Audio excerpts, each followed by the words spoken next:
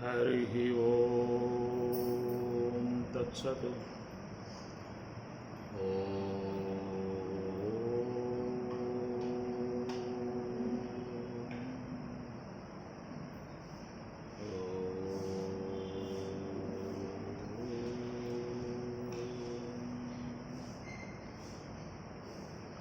कृष्णं कमलपत्राक्षं पुण्यश्रवणकीर्तनं वासुदेवं जगद्योनिं नौमि नारायणं हरिं।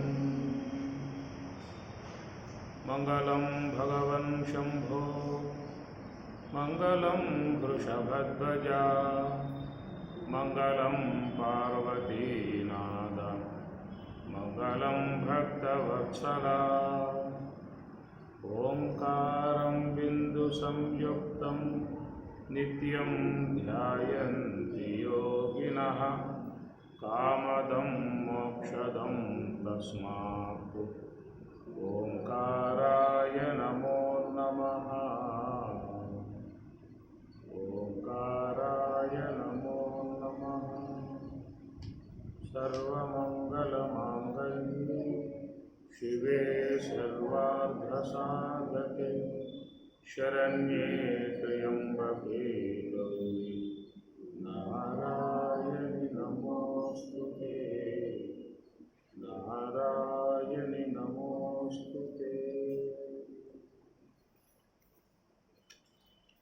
निगुणगानमो निपदध्यानमो अमृतपानमो राधेश। निगुणगानमो निपदध्यानमो अमृतपानमो राधेश। ये इति बाधाय दुरैनगानि ये इति बाधाय दुरैनगानि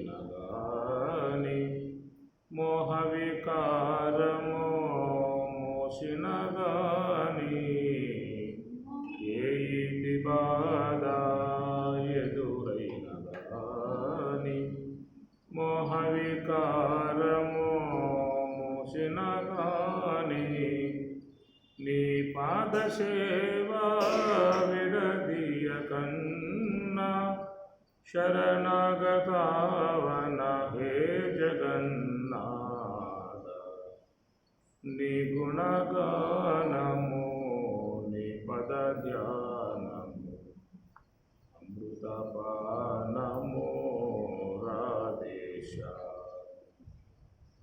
అమృతపానమో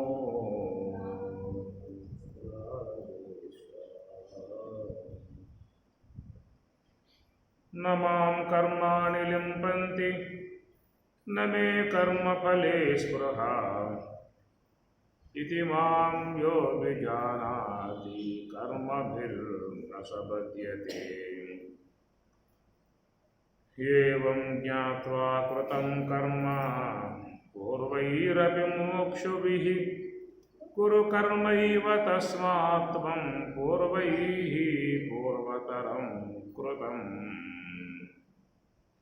ఏవం ఈ ప్రకారముగా జ్ఞాత్వా తెలుసుకునే కృతం కర్మ పూర్వై అపి మోక్షుభిః పూర్వై పూర్వులకు ముముక్షుభిః మోక్షాన్ని అపేక్షించి ఉన్నటువంటి వారు ఏ ప్రకారముగా వాళ్ళ కర్మను ఆచరించారో ఆ ప్రకారముగా కురు నీవు కూడా చేయము కర్మ కురు కర్మ ఏవ తస్మాత్ త్వం త్వం నీవు కూడా ఆ యొక్క ముముక్షువులకు పూర్వీకులు పూర్వము ముముక్షువులుగా మోక్షం ఇచ్చు ముముక్షు మోక్షాన్ని అపేక్షించి ఉన్నటువంటి వారిని ముముక్షువులు అని చెప్పి అంటారు.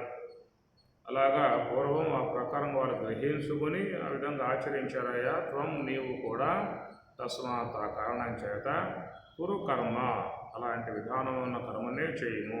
పూర్వై పూర్వతరం కృతం పూర్వై పూర్వులై ఉన్నటువంటి వారు పురాతనటువంటి యొక్క కర్మ విధానాలని నీవు కూడా చక్కగా ఆచరింపుము. కిం కర్మ కిమకర్మేతి కవయోప్యత్ర మోహితాః తత్తే కర్మ ప్రవక్ష్యామి యజ్ఞాత్వా మోక్షసే అశుభాత్ కర్మణో హ్యపి బోద్ధవ్యం చ వికర్మణః అకర్మణశ్చ బోద్ధవ్యం గహనా కర్మణో గతి కర్మణ్యకర్మయః పశ్యేద కర్మణి చ కర్మయః స బుద్ధిమాన్ మనుష్యేషు సయుక్తః కృత్స్నకర్మభృతు యస్య సర్వే సమారంభాః కామసంకల్పవర్జితాః జ్ఞానాగ్నిదగ్ధకర్మాణం తం ఆహుః పండితం బుధాః. కిం కర్మ కిం అకర్మ ఇది కవయః అత్ర మోహితాః. కవయః కవులు అంటే మహాత్ములు అని చెప్పి అర్థం. ఈ మహాత్ములు కూడా ఈ విషయంలో కవయః అపి మోహితాః, దాని యొక్క వాస్తవిక స్వరూపము తెలియకుండా ఉన్నటువంటి అంశం.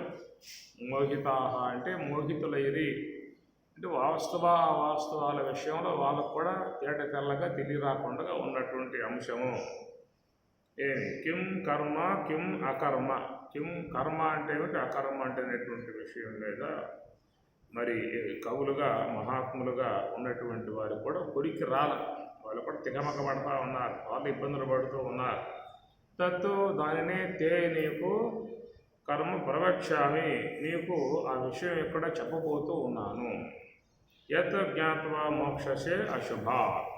యత్ జ్ఞాత్వా నువ్వు దీన్ని తెలుసుకున్నట్లయితే మోక్షసే అశుభాత్, అశుభము నుండి నువ్వు మోక్షసే ఎడబడగలవో ఆ విషయాన్ని ఇక్కడ చెప్పే విధానం నేను నీకు చెప్పబోతూ ఉన్నాను అని చెప్పి అంటూ ఉన్నాడు.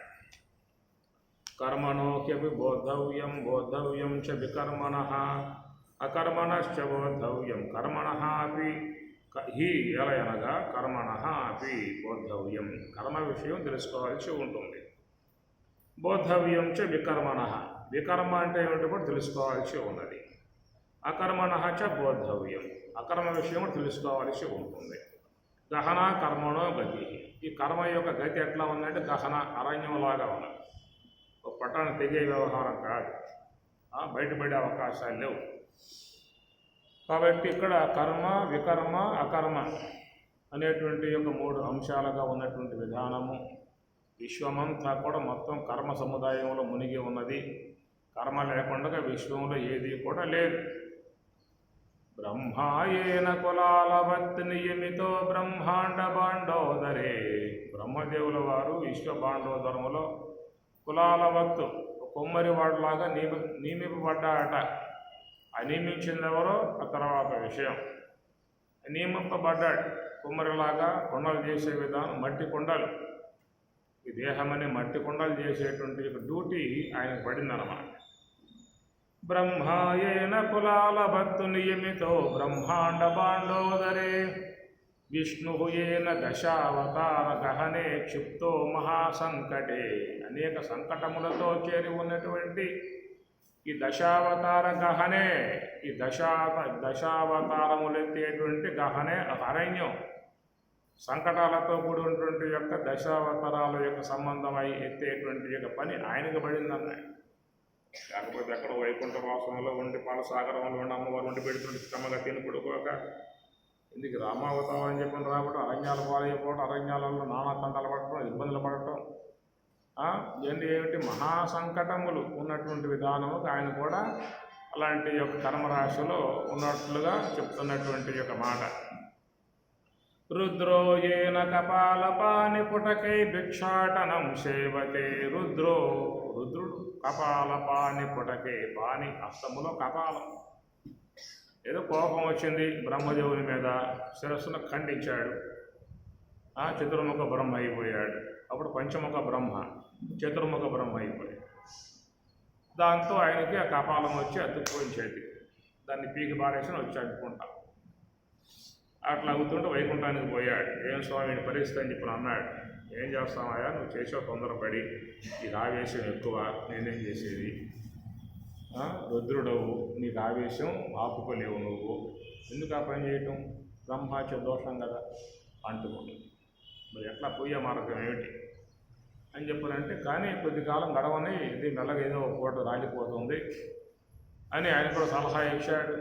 ఆ ప్రకారంగా కపాలపాని పుటకే భిక్షాటనం సేవతే, ఆ కాశీలో కన్నపూర్ణమ్మ వారి దగ్గర ఆ కపాల పాత్రయ్యే పాత్రగా చేసుకుని భిక్షాటనం అని చెప్పి భోంచేసే విధానం చేసిన విధానం. ఆ తర్వాత బదరీ పోతే ఆ బదరీలో ఆ కపాలం రాలి పడిందని చెప్పని అక్కడ బ్రహ్మ కపాలం అని చెప్పని మన వాళ్ళంతా పోయి అక్కడ పెడతారు. మళ్ళీ పెట్టే పని లేకుండా ఒకసారి పెట్టేసి పోయి సంవత్సరం పెట్టాలి, మన బంధువులు పిలవాలి, బట్టలు పెట్టాలి, భోజనాలు పెట్టాలి, దెబ్బతో పోతే బ్రహ్మ కపాలం బదరీ బదరీ. రుద్రో ఏన కపాలపాని పుటకే భిక్షాటనం సేవతే, సూర్య బ్రాహ్మ్యతి నిత్యమేవ గగనే తస్మై నమః కర్మనే. తస్మై ఓ కర్మ నీకు నమస్కారం. ఎవరిని వదల్ల, బ్రహ్మని బట్టి లాగుతున్నావు, విష్ణువుని బట్టి పని చేస్తున్నావు. కాబట్టి విశ్వంలో ఎవరు కూడా కర్మరాశి నుంచి బయటపడే అవకాశాలు అంటూ ఏం లేదు. చేసిన కర్మలు అనుభవించాల్సిన పరిస్థితే ఉన్నది. అంతటి మహాశివుడంతటి వాడికి కర్మ తప్పలేదు అని చెప్పానంటే మిగతా వాళ్ళ పని ఏమిటి? మహాగజాహ పలాయంతే మత్స్యకానాం కాగతి. అరణ్యంలో గాలి వేగానికి తట్టుకోలేక తుఫాను గాలి వేస్తుంటే తట్టుకోలేక పెద్ద పెద్ద ఏనుగులు కొట్టుకుపోతూ ఉన్నాయి ఆ వేగానికి. అట్లా కొట్టుకుపోతూ ఉంటే దోమలు వచ్చాయి. ఏనుగులారా మా గతి అని చెప్పి అడిగాయి. దుంపలు దగ్గర మేము కొట్టుకుపోతాం దిక్కులేక. ఇక మా గతి ఏంటి? మహాగజాహ పలాయంతే మత్స్యకానాం కాగతి. అట్లా పెద్ద పెద్ద మహానుభావులే ఈ కర్మ సట్రం నుంచి తప్పుకోలేక ఇరుక్కుపోయి ఉన్నటువంటి విధానం. యుద్ధమంతా అయిపోయింది. గాంధారి కోపం వచ్చింది. ఏ కృష్ణ, నా వంశం అంతా నాశనం చేశావు కదా నువ్వు, కాబట్టి నీ వంశం కూడా సర్వనాశనం అయిపోతుంది. ఆవేశం పుట్టదా గాంధారి అమ్మగారి, నా వంశం నిర్వంశం చేసావు, 100 మంది బిడ్డలని ఒక్కడిని మిగలనివ్వకుండా, తల కొరువు పెట్టేవాళ్ళు లేకుండా మొత్తం సంపి పారేసే దగ్గరుండి నువ్వు దగ్గరుండి చేయించావు పని అంతా. ఎట్లా నా వంశం నిర్వంశమైందో నీ ఎదురు వంశం కూడా మొత్తం అయిపోతుంది. ఇట్లా ఉంటాయి ఆవేశాలతో వచ్చేటప్పుడు శాపనార్థాలు కూడా ఉంటాయి అన్నమాట. విచక్షణ జ్ఞానం ఉండదు. ఆవేశం వచ్చినప్పుడు, కోపావేశం వచ్చినప్పుడు విచక్షణ జ్ఞానం ఉండదు. కృష్ణుడే స్వయంగా పోయాడు, దర్బారుకు పోయాడు. అక్కడ ధృతరాష్ట్రుడు ఉన్నాడు, పక్కన గాంధారి కూర్చుని ఉన్నది. అందుకు చెప్పాడు, వద్దమ్మా ఈ వాడికి చెప్పు, బుద్ధి చెప్పు కాస్త వాడికి అని కూడా చెప్పాడు కదా ఆ పూట. మరి ఆ పూట ఏం చేశాను? కళ్ళ గంతలు కట్టుకుని మరి మీ వాడు ద్రౌపదిని ఈడ్చుకొచ్చి నిండు సభలో 10 మంది ముందు, పెద్దల ముందు బట్టలు ఎక్కుతూ ఉంటే నువ్వు చూస్తూ కూర్చున్నావా? కళ్ళ గంతలు కట్టుకుని. ఆ పూట ఏమైంది? వివేకము ఉండక్కర్లా. కాబట్టి మనిషి ఎన్ని కాదు, ఆవేశం వచ్చిందా అంటే వివేకం కోల్పోతాయి. అట్లాగా చేసింది, సరే అయిపోయింది, ఇది వంశం మొత్తం నాశనం అయింది. ఆ బలరాముడు కూడా చెప్పాడు, తమ్ముడు ఇది ఎందుకు మనకు ఉండేది, అయిపోయింది కదా మొత్తం కూడా, మన అవతార సమాప్తి అయిపోయింది, పద అని చెప్పని అన్నాడు బలరాముడు వాడు. అన్న నువ్వు పద, ముందు కొంచెం నాకు కొంచెం పెండింగ్ పనులు కొన్ని ఉన్నాయి, అవి చూసుకుని వస్తా అని చెప్పేసి అని అన్నాడు. అంతే కాస్త అరణ్యంలో కాస్త ఆ విధంగా స్వామివారు పడుకుని ఏదో ఆలాపనగా ఉండటంతో ఆ బోయేవాడు అరిగిపోయినటువంటి యొక్క ముసలాన్ని పట్టుకుని తీసుకొని అబ్బులు పెట్టుకొని దాన్ని చూసి ఏదో లేడని చెప్పిన భావంతో కొట్టాడు. కృష్ణ పరమాత్మ ఏనుగు కూర్చుకున్నది. చూస్తే కృష్ణ పరమాత్మల వారు లబోదిబోం అన్నాడు. అది ఆడమాకరా కథలు వేరే ఉన్నాయి, నీకు తెలుస్తావు. త్వం నవేత అహం వేద, నీకు తెలియదు నాకు తెలుసు. అట్లా అప్పటి దెబ్బ ఇప్పటి దెబ్బకి చెల్లు ఎందుకు పెండింగ్లు ఉండేది వ్యవహారం అంతా కూడా. ఆనాడు నేను కొట్టాను షార్ట్ నుండి, ఈ పూట నువ్వు కొట్టావు షార్ట్ నుండి, కనుక ఆ కర్మకి ఈ కర్మకి, ఆ దెబ్బకి ఈ దెబ్బకి చెల్లు, నీ దారిని నా దారి నాది అని చెప్పన్న విధానాలు. తప్పు కర్మలు అనేటువంటి అంతటి వారిని కూడా ఎంటాడుతూ ఉంటాయి. కాబట్టి అవి కర్మణో గతి, అది చాలా అరణ్యం. గహనం అంటే అరణ్యం. ఈ ప్రకారముకి ఎంతటి వారు కూడా ఆ కర్మలకు గురి కాకుండా తప్పించుకున్నటువంటి యొక్క అవకాశాలు లేవు. అలాంటివన్నీ మనం చూసినప్పుడు కొంచెం మనం కూడా జీవితంలో జాగ్రత్తలు పడాలి. అవన్నీ పుక్కుటి పురాణాలు ఏదో వాళ్ళు రాసుకున్నారు, అవన్నీ వాస్తవాలా అని చెప్పి అనుకుని చేసావనుకో రేపు మన లిప్పుల్లో దోకాల్సిన పరిస్థితి ఏర్పడుతుంది. అవన్నీ చెప్పినప్పుడు కొంచెం మనకు కూడా జ్ఞానోదయం కలిగి ఎన్ని ఏదో పెద్దలు చెప్పారు మనం అట్లా తీసుకుందాము, దృష్టిలో పెట్టుకుందాము, మంచిగా జీవించే ప్రయత్నం చేస్తే పోతుంది కదా. నానా కర్మలు చేసి రేపు మనం కూడా అవస్థలు పడాల్సిన పరిస్థితి ఏర్పడుతుంది అన్న జ్ఞానం తెచ్చుకుంటే కొంత క్షేమాన్ని పొందే అవకాశము ఉంటుందన్నమాట. అవన్నీ కూడా వస్తాయి అని చెప్పి కొట్టేసుకుని పోయావు అనుకో, రేపు ఏవో చేస్తావు, అవన్నీ మొత్తం చుట్టుకుంటాయి. ఆ తర్వాత అనుభవించవలసిన పరిస్థితి ఏర్పడే విధానం ఉంటుంది. కాబట్టి దానికోసం చెప్పారు, మన యొక్క మేలు కోసం చెప్పారు, మన యొక్క క్షేమం కోసంగా చెప్పారు. అవి తీసుకుని జీవితంలో జాగ్రత్తగా ప్రయాణం చేయటం మంచిదనేటువంటి యొక్క మాట. అందువల్ల ఈ ప్రకారం గహన కర్మనో గతి, విశ్వమంతా కర్మరాశే. కర్మ లేనిది ఏదైనా ఉందా అంటే బ్రహ్మమే. బ్రహ్మములో ఏ కర్మ లేదు. ఎందుకు? నిరుకునుడు. ప్రకృతి సత్వగుణం, రజోగుణం, తమోగుణం. కాబట్టి ఈ గుణాత్మకమై ఉన్నటువంటి యొక్క ప్రకృతి ఎప్పుడూ కూడా కర్మ సముదాయమే కలిగి ఉంటుంది. మన దేహంలో మొత్తం కర్మ సముదాయమే కదా. జ్ఞానేంద్రియములు, కర్మేంద్రియములు, అంతరేంద్రియాలు ఇవన్నీ కర్మరాశి, కర్మ సముదాయం జరుగుతూ ఉన్నది.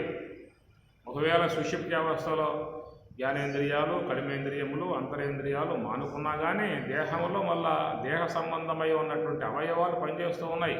లంగ్స్, హార్ట్, కిడ్నీస్, అన్నవాహిక మొత్తం కూడా ఎప్పుడూ కూడా పనిచేస్తున్నటువంటి విధానమే. కాబట్టి కర్మ అనేది లేకుండా విశ్వంలో ఎవరూ కూడా లేరు. కనుక వాటిని ఏమంటారు? నిత్య కర్మలు, నైమిత్య కర్మలు, పుణ్యకర్మలు, పాపకర్మలు, సహజ కర్మలు, శాస్త్ర విహిత కర్మలు, శాస్త్ర నిషిద్ధ కర్మలు. ఇట్లా కర్మరాశి విషయం చెప్పుకోవచ్చు. నిత్యకర్మలు పొద్దున్న లేవగానే స్నానం చేయాలి, బొట్టు పెట్టుకోవాలి, పౌడర్ వేసుకోవాలి, నూనె పెట్టుకోవాలి, దుబ్బుకోవాలి. ఆ తర్వాత టిఫిన్లు, చట్నీలు చేయాలి. మధ్యాహ్నం మళ్ళీ వంటలు, కూరలు, రసాలు చేయాలి. ఎన్ని నిత్య కర్మలు. ఏమంటే టిఫిన్ చేస్తే ఎంత పుణ్యం వస్తుంది, మధ్యాహ్నం అన్నం పడితే ఎంత పుణ్యం వస్తుంది. నిత్య కర్మలు చేసుకోవాల్సింది. స్నానం చేస్తే పుణ్యం వస్తుందా అండి? ఏం రాదయా, అది నేను స్నానం చేయను అనుకుంటారా? నిత్య కర్మలు చేసుకోవాల్సిందే. పుణ్యం వస్తుందా అంటే పుణ్యం కాదు, దండం కాదు, ఏం కాదు, ఆరోగ్యం వస్తుందని. నైమిత్తిక కర్మలు అంటే నిమిత్తం, ఒక నిమిత్తంగా చేసుకుని వచ్చే కర్మ నైమిత్తికం. పెద్దలకి సంవత్సరకం కానీ, మా అబ్బాయి పుట్టినరోజు, మా ఆవిడ పుట్టినరోజు, పెళ్ళైన రోజు, ఆయన పోయిన రోజు, ఈయన పోయిన రోజు, ఏమో ఉన్నాయి కదా, అప్పుడప్పుడు వస్తాయి. రోజు పోతారా? ఎప్పుడో ఒకసారి నిమిత్తం, దాన్ని నిమిత్తంగా చేసుకుని కార్యం ఆ పూట మా పెద్దలయ్య ఆయన పోయాడు, ఆయన పేరు మీద బట్టలు పెడుతున్నాము, భోజనం పెడుతున్నాం అని ఈ విధముగా సత్యనారాయణ వ్రతాలు చేసుకుంటూ ఉంటాం, పూజలు చేసుకుంటూ ఉంటాం. నిమిత్తముగా వచ్చే అమ్మవారి పూజ చేసుకుంటాం. నవరాత్రులు వస్తే, కార్తీక మాసం వస్తే పరమశివుని ఆరాధించుకుంటాం, ధర్మమాసం వస్తే విష్ణువుని ఆరాధించుకుంటాం. ఇట్లాగా నైమిత్తికం అన్నమాట. నైమిత్తికముగా వచ్చే కర్మలు ఆచరించే విధానం ఉంటుంది. ఇక పుణ్యకర్మలు, పాపకర్మలు. పరోపకారాయ పుణ్యాయ, పాపాయ పరపీడనం. ఇతరులకి మేలు చేశామా పుణ్యం వస్తుంది, కీడు చేశామా పాపం వస్తుంది. ఇట్లాగా రోజువారీగా ఏదో ఒక చిన్నదో పెద్దదో సంపాదించుకుంటూనే ఉన్నాం. దోమలను చంపి, చేపలను చంపి, బాటలను చంపి, ఎట్లను చంపి మనం కొంచెం సంపాదించుకుంటూ ఉంటే వాళ్ళేమో జిహ్వ చేపలు ఇంత గొర్రెలు చంపి, మేకలు చంపి, వాటిలో నీరు చంపి పెద్ద పాపాలు సంపాదించుకుంటూ ఉన్నారు. వచ్చి పడతా ఉన్నాయి ఏదో రూపకంగా, చిన్నయ్యో పెద్దయ్యో మొత్తానికి వచ్చి పడతా ఉన్నాయి. అవన్నీ కూడా తప్పదు. విశ్వంలో ఉన్నంత వరకు మొత్తం దోషభూయిష్టమై ఉన్నటువంటి వ్యవహారం. ఏదన్నా చెయ్యి, ఈ పని ఆరంభం చేసామంటే దాంట్లో దోషం ఆరంభం అవుతుందన్నమాట. యజ్ఞం చేసాము, పుణ్యం అధిక శాతంలో వస్తుంది, దాంతో పాపం కూడా వస్తుంది. యజ్ఞం చేయటం వల్ల. ఇందులో దాంట్లో అనేకం పోయాలి, సమిధలు వేయాలి, కట్టెలు వేయాలి, సుగంధ ద్రవ్యాలు వేయాలి. కానీ దాంట్లో సూక్ష్మ క్రిములు కూడా పోయి పడతా ఉంటాయి. వాటితో పాటు అవి కూడా స్వాహ అవుతూ ఉంటాయి. కాబట్టి ఈ ప్రకారంగా దోషం లేకుండా ఉండదు ఏ కర్మ కూడా. ఈ ప్రకారంగా పుణ్యకర్మలు, పాపకర్మలు, శాస్త్ర విహిత కర్మలు, శాస్త్ర నిషిద్ధ కర్మలు అవి చేయమని చెప్పి ఉంటుంది. ఇట్లాగా విశ్వమంతా ఒక కర్మరాశిగా చేరి ఉన్నటువంటి యొక్క విధానం గహన కర్మనో గతి. వాటి యొక్క నిగ్గు తేల్చాలని చెప్పనంటే మాత్రం ఏది కూడా పట్టాన తెగదు. ఏ కర్మ చేస్తే మనకి శుభకరం, ఏ కర్మ చేస్తే దోషకరం అనేది కూడా శుద్ధంగా తెలియదు మనకి. చూడండి, అభిషేకం అని చెప్పని అంటాం. అమ్మవారికి నేతి అభిషేకము, పెరుగు అభిషేకము, వెన్న అభిషేకము, ఇంకా ఏం చేస్తాం చెప్పండి, తేనెతో అభిషేకం, ఎన్ని అభిషేకాలు చేస్తూ ఉంటాం. అమ్మవారికి ప్రీతికరమైనటువంటి విధానం అని మనం అనుకుంటూ ఉన్నాం. మరి ఆమె బాధపడుతుందేమో అని చెప్పి నాకు అనిపిస్తుంది. ఏమన్నా నిన్నే కూర్చోబెడతా, నీకు అభిషేకం చేస్తా, నేతితో చేస్తా, పెరుగుతో చేస్తా, పాలతో చేస్తా, ఇంకా తేనెతో చేస్తా, ఆముదంతో చేస్తా, నూనెతో. నీ పరిస్థితి ఏమిటి? అర్థం కాని వ్యవహారం. కర్మల్లో అదేమైనా దోషమో లేకపోతే మేలో ఏదో తెలియదు. చెప్పారు చేస్తే మంచిదని చెప్పేసరి చేస్తూ ఉన్నాం. మరి ఆ గారు ఇష్టపడుతుందా, కష్టపడుతుందా? అవును అడగాలి. అమ్మ మరి ఏమిటి కథ, నీకు ఇష్టమేనా అడగాలి. ఆయన చెబుతుందా? చెప్పదు. మనం చేస్తున్నాం. ఏది ఎంతవరకు దాంట్లో ఉన్నటువంటి కరెక్ట్, అకరెక్ట్, వాస్తవం, అవాస్తవం తెలిసే విధానం. కాబట్టి మహాత్ముడు ఊరుకున్నవాడు ఉత్తమ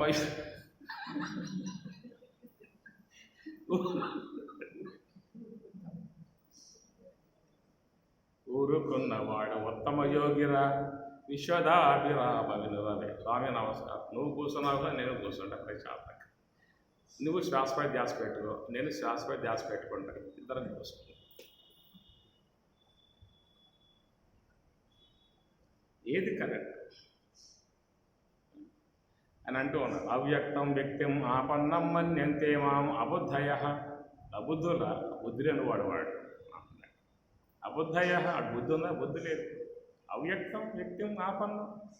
నన్ను ఒక వ్యక్తిగా, ఆపదలు పొందినవాడుగా, నాకేదో బాధలు వచ్చినట్లుగా, నాకేదో ఏడుపులు వచ్చినట్లుగా, నాకేదో జములు వచ్చినట్లుగా వాళ్ళు భావిస్తూ ఉన్నాడు.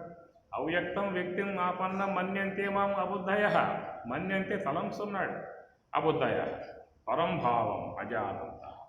ఎలాంటి వాడు నేను? పరంభావం బ్రహ్మం, మమభూత మహేశ్వరం, సమస్త జీవులకు అధినాయకుణ్ణి.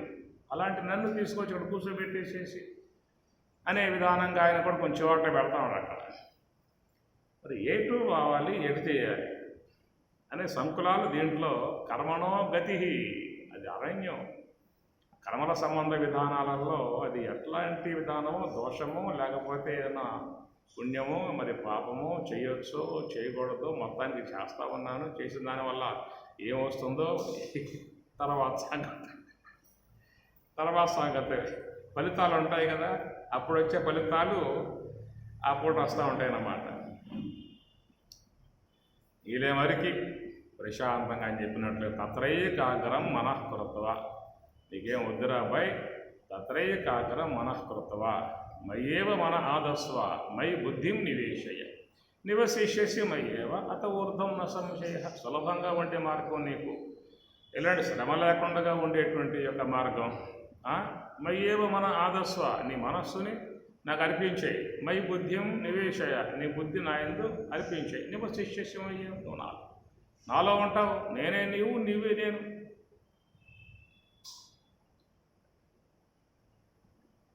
సుసుఖం కర్తం, సుసుఖం కర్తం 9వ అధ్యాయం అంటాడు. సుసుఖం కర్తం చాలా సులువుగా ఉండేటువంటి విధానం, నన్ను ఆరాధించే విధానం. సమస్త శరీరాల అంతరాలలో నేను ఉన్నాను. సర్వస్య చాహం హృది సన్నివిష్ట మత్త స్మృతి జ్ఞానం అపోహనంచ. సర్వవ్యాపకమై ఉన్నటువంటి యొక్క నేను అందరి హృదయాలలో నేను లోపల ఉన్నాను. ఆ లోన ఉన్నవాడిని మీరేదో ఆరాధించండి, నా వద్దకు వచ్చేస్తారు అన్న మాట వినపడతా ఉన్నాయి. ఇదంతా కొంచెం కర్మ సంబంధమై ఉన్నటువంటి యొక్క విషయం అంతా కూడా ఇక్కడ ఏమి చెప్పుకొచ్చే విషయం. గహనా కర్మణో గతి. అయ్యా కర్మ విషయము తెలుసుకొని చేయాల్సి ఉంటుంది, వికర్మ విషయము తెలుసుకుని చేయాల్సి ఉంటుంది, అకర్మ విషయం కూడా బోద్ధవ్యం తెలుసుకోవాల్సి ఉంటుంది. గహన కర్మణో గతి. ఈ కర్మల యొక్క విషయం అంతా కూడా గహనము, ఒక పట్టాన అర్థమయ్యే అంశాలు కావు. మొత్తానికి ఏదో వాళ్ళు వీళ్ళు చేయమన్నారు, చేసుకుంటూ పోతూ ఉన్నాం. ఆ చేసే దాంట్లో ఎలాంటి విధాయకాలు ఉన్నాయో కూడా పూర్తిగా మనకి తెలియనటువంటి యొక్క విధానాలు. ఇట్లాగా కర్మ, వికర్మ, అకర్మ అనేటువంటి 3 అంశాలు మనకి ఈ శ్లోకంలో చెప్పిన అంశము. ఆ పై శ్లోకంలో మాత్రం కిం కర్మ కిం అకర్మ అని చెప్పి అన్నాడే తప్ప వికర్మ అనే అంశం అక్కడ చెప్పలేదు. వికర్మ అనేటువంటి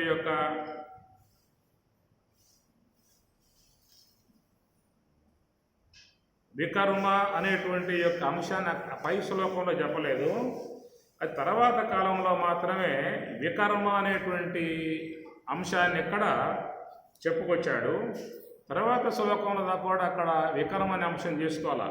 కర్మణ్య కర్మయ పశ్యేద్ అకర్మణ్య కర్మయ సబుద్ధిమాన్ మనుష్యేషు సంయుక్త కృష్ణ కర్మకృత్. కర్మయందు అకర్మను, అకర్మయందు కర్మను చూసేటువంటి వాడు మాత్రమే అసబుద్ధిమాన్ అనేటువంటి మాట. కాబట్టి ఇక్కడ కర్మ అకర్మ అనేవి రెండే. వికర్మ అనేది మధ్యలో తీసుకొచ్చి దాన్ని పక్కన పెట్టేసినటువంటి యొక్క అంశం అన్నమాట. కాబట్టి ఏంటంటే కర్మ అని చెప్పనేటువంటి యొక్క మాట భగవత్ప్రాప్తికి సాధనమై ఉన్నటువంటి యొక్క అంశాన్ని కర్మ అన్నారు. అంటే భగవత్ప్రాప్తిని పొంది ఉన్నటువంటి యొక్క అంశాన్ని ఏమో అకర్మ అని చెప్పిన రెండు. భగవత్ప్రాప్తిని పొందేందుకు హేతువై ఉన్నటువంటి యొక్క భాగాన్నేమో కర్మ అన్నారు.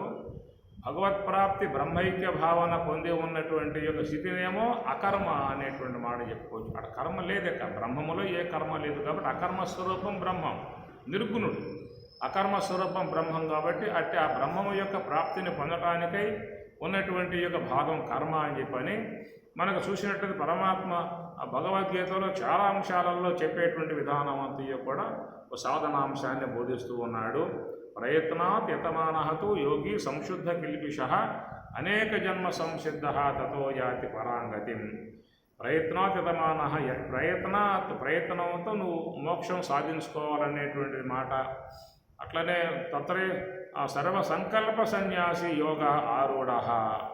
సర్వసంకల్ప సన్యాసి యోగ ఆరూఢ. నువ్వు యోగాన్ని అధిరోహించాలని చెప్పి అన్నట్లయితే సంకల్ప రాహిత్యం చేసుకోవాలనేటువంటి యొక్క మాట. అసంయతాత్మన యోగ దుష్ప్రాప ఇది మే మతి. వశ్య ఆత్మయతత అశక్య ఆప్తుం ఉపాయత. అసంయతాత్మన యోగ, ఎవరైతే యోగాభ్యాసము ద్వారా మనస్సుని సంయమనము చేయడో, అసంయత అంటే సంయమనము చేయడో అనగా మనస్సును నిలబెట్టడో, మనస్సును ఆపడో, మనసుని నివృత్తి మార్గంలో ప్రయాణం కొనసాగించడో అట్టివాడు దుష్ప్రాప.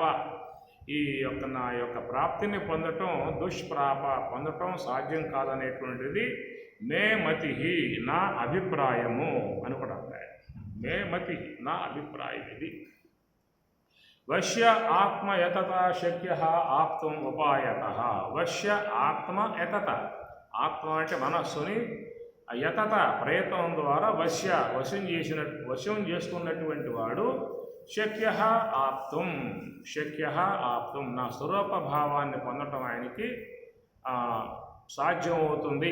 ఇత్యాది మాటల గీతలో చాలా సందర్భాలలో వస్తున్నటువంటి యొక్క విషయము. కనుక గీత మొత్తం కూడా చూసినట్లయితే ఆయన యోగతత్వాన్ని ప్రతిపాదిస్తున్నటువంటి యొక్క అంశం మనకు అర్థమవుతుంది. కర్మయోగము, జ్ఞానయోగము, ఆత్మ సంయమ యోగము, విజ్ఞాన యోగం ఇట్లా చూసినట్లయితే ఒక సాధనా సంబంధమై ఉన్నటువంటి యొక్క అంశాన్ని ఆయన ప్రధానముగా బోధిస్తున్నటువంటి యొక్క విషయమే మనకి దోదకమవుతుంది. శుచౌదేశే ప్రతిష్టాప్య స్థిరం నాశనం ఆత్మనః నాత్యుచ్యుతం నాతి నీచం చేలాజన కుశోత్తరం తత్రేకాగ్రం. ఇదంతా కూడా సాధనా సంబంధమైనటువంటి యొక్క ప్రక్రియ. శీలాజన కుశోత్తరం, అయ్యా తల దర్భాసనం వేసుకో, జంక చర్మం వేసుకో, తెల్ల వస్త్రం వేసుకో, దాన్ని నిటారుగా కూర్చో, మెడ వంగనేమాక, నడుము వంగనేమాక, కాళ్ళు బాగా మంచిగా పెట్టుకో, ఆ సమంగాయ శిరం ప్రియం ధారయం అచలం స్థిర సంప్రేక్ష నాసికాగ్రం దిశశ్చ అనవలోక. ఏ దిక్కులు చూడమాక, ఒకే దిక్కులు పెట్టుకో మనస్సుని. ఇవన్నీ చూస్తూ ఉంటే ఆయనగా మనకు ఒక ఉపనిషత్తుల ప్రతిపాదితమై ఉన్నటువంటి యొక్క అంశాన్ని బోధిస్తున్నటువంటి విషయం మనకు తెలియబడుతుంది. ఎందుకంటే పరాంచకాని యత్రనత్త స్వయంభూ తస్మాత్ పరాత్ పశ్చితన అంతరాత్మన్. పరాంచకాని, ఖం అంటే ఇంద్రియం, ఖాని ఇంద్రియాలు, పరాంచి కనుక బయటికి పోయేలాగా ఉన్నాయి. తస్మాత్ ఆ కారణం చేత అంతరాత్మ నపశ్యతి. కనుక మనం బయటికి పోయే వాళ్ళముగా ఉన్నాము, ఆత్మేమో అంతరములో ఉన్నటువంటి వస్తువు ఆత్మ, బయటికి పోయేటువంటి వాళ్ళముగా ఉన్నాం. బయటికి పోవటం అని చెప్పాలంటే ఇంద్రియాల సహకారంతో బయటికి పోయినప్పుడు బయట ఉన్నటువంటి ఈ పంచభూతాలలో చేరి ఉన్నటువంటి శబ్ద స్పర్శ రూప రసగంధాది విషయ సముదాయాన్ని ఆస్వాదించే పరిధికి పోతాయి తప్ప ఇంద్రియాలు దాన్ని దాటుకుని పోయే అవకాశం ఇంద్రియాలకు సామర్థ్యం లేదు. ఇంద్రియములు ఎప్పుడూ కూడా పంచభూతములలో ఉన్నటువంటి గుణములు మాత్రమే ఆస్వాదించగలుగుతాయే తప్ప పంచభూతాల దగ్గరికి కూడా పోయే అవకాశం లేదు, మాటగా చెప్పాల్సి వస్తే. ఎందువల్ల పంచభూతముల దాకా ఇంద్రియాలు పోలేకపోతాయి అని చెప్పన్నట్లయితే ఈ పంచభూతముల కార్యములు ఈ ఇంద్రియాలు, పంచభూత కార్యములు ఇంద్రియాలు. ఆకాశ కార్యం శ్రోత్రేంద్రియం, వాయు కార్యం త్వగేంద్రియం, అగ్ని కార్యం నేత్రేంద్రియం, జల కార్యం జఠ్వేంద్రియం, పృథ్వీ కార్యం ఘ్రాణేంద్రియం.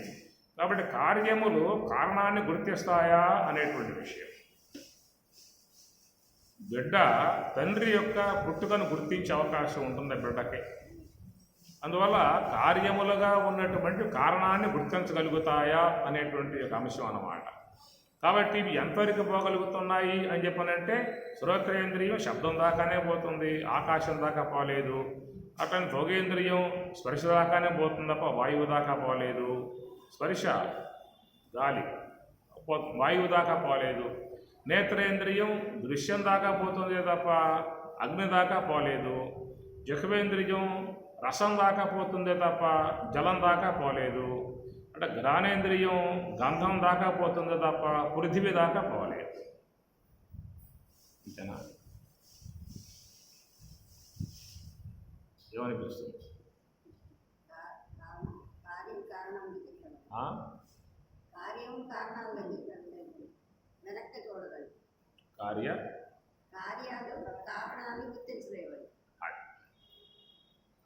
కార్యకారణకర్తృత్వే హేతు ప్రకృతి ఉచ్యతే.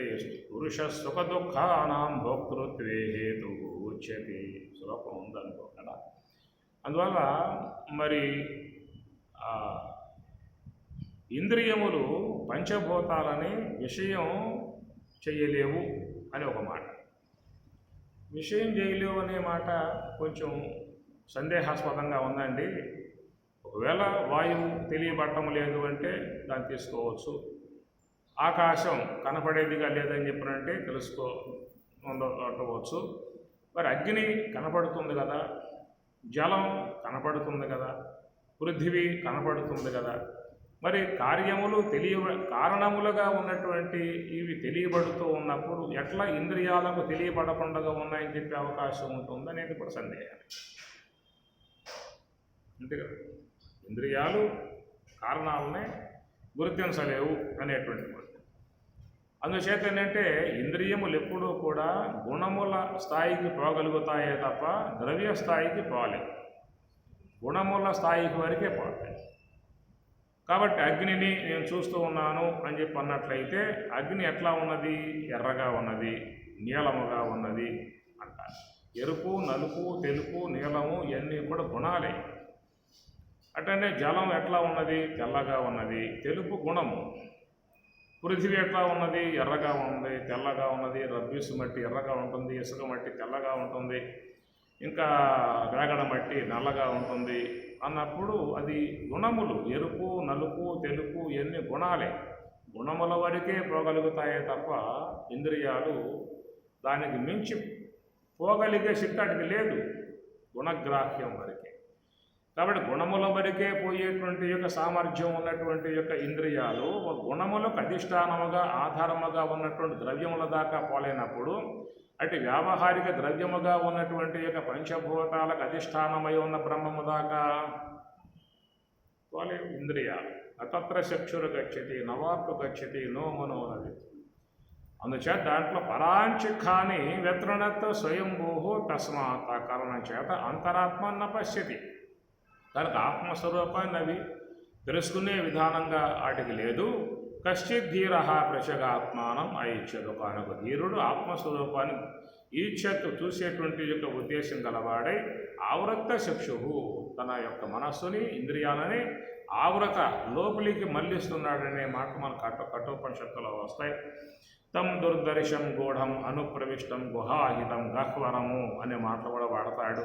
అధ్యాత్మయోగాదిగం ఏన దేవం మత్వ అధ్యాత్మయోగాదిగం ఒక అధ్యాత్మ సంబంధమై ఉన్నటువంటి యోగము ద్వారానే ధీర మత్వ తెలుసుకుని హర్షశోకౌ జహాతి అనేటువంటి మాట మీకు ఉపనిషత్తులలో కూడా చాలా సందర్భాలలో వచ్చేటువంటి యొక్క మాట. కాబట్టి ఈ ప్రకారముగా చూసినట్లయితే చెప్పేటువంటి విధానం భగవద్గీతలో అని చెప్పేది ఒకటే, నీవు నీ మనసుని నీ యొక్క స్వాధీనం చేసుకో. ఉద్ధరేదాత్మనాత్మానం అని సర్వసంకల్ప సన్యాసి యోగ ఆరూఢ ఆరురుక్షో మునే యోగం కర్మకారణముచ్యతే.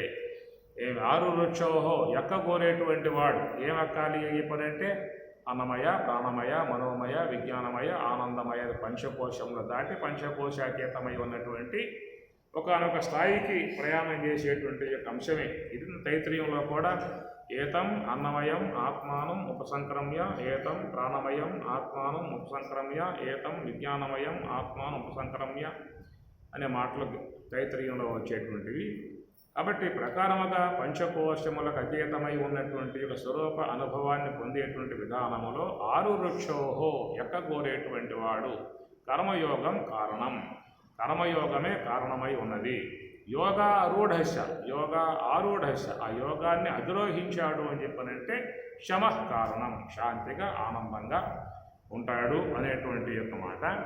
దాన్ని పురస్కరించుకుని రమణ భగవానుల వారు కానీ మలయాళ స్వాముల వారు కానీ శవీక మహర్షి కానీ అందరూ కూడా మరి అలాంటి యొక్క మార్గంలో అవలంబించి ఉన్నటువంటి యొక్క అంశములే మనం చూస్తూ ఉన్న ఋషుల యొక్క వాళ్ళ తాపసికులు అని అంటాం. వాళ్ళు ఎప్పుడు కూడా ప్రయత్నం చేస్తూ ఉన్నారు, ధ్యాన మార్గంలో పయనిస్తూ ఉన్నారు. ధ్యానం ద్వారా ధ్యానేన ఆత్మని పశ్యంతి, ధ్యానము చేతనే ఆత్మని తన స్వరూపాన్ని పశ్యంతి దర్శిస్తూ ఉన్నాడు అని చెప్పినమాట 13వ అధ్యాయంలో పరమాత్మ అన్నమాట. కాబట్టి ఇక్కడ పరమాత్మ యొక్క ప్రాప్తికై చేసేటువంటి యొక్క దానిని కర్మ అనేటువంటిది. కనుక ఆ కర్మ అనేదాన్ని కర్మయోగము, దాన్నే ధ్యానయోగము అనే పేర్లు పెట్టవచ్చు. ఏతావత్ విషయం మనస్సు అనేది ప్రవృత్తి మార్గంలో పయనిస్తుంది కాబట్టి ప్రవృత్తి మార్గంలో పోయే మనస్సును నివృత్తి మార్గంలో మళ్లించే ప్రయత్నం చేయటము. దానికి పరమాత్మ ప్రవృత్తించ నివృత్తించ బంధం మోక్షం, ప్రవృత్తించ బంధం నివృత్తించ మోక్షం. కనుక ప్రవృత్తి మార్గంలో సకల జీవులు ఉన్నాయి.